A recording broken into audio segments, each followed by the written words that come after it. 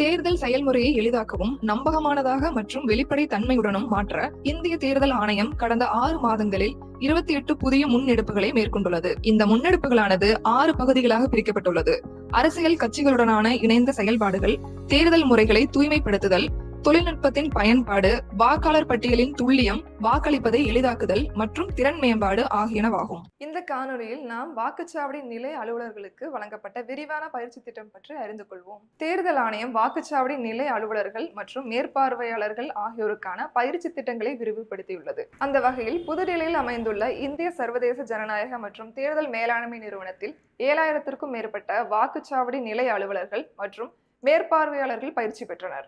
இப்பயிற்சியில் தமிழ்நாட்டிலிருந்து மொத்தம் 687 வாக்குச்சாவடி நிலை அலுவலர்கள் மற்றும் மேற்பார்வையாளர்கள் கலந்து கொண்டனர். அடுத்த காணொலியில் இந்திய தேர்தல் ஆணையத்தால் மேற்கொள்ளப்பட்டுள்ள பிற முன்னெடுப்புகளை பற்றி காண்போம். இது போன்ற இந்திய தேர்தல் ஆணையம் தொடர்பான மேலும் புதிய தகவல்களுக்கு எங்களது அனைத்து சமூக ஊடக தளங்களை பின்தொடரவும் மற்றும் சப்ஸ்கிரைப் செய்யவும்.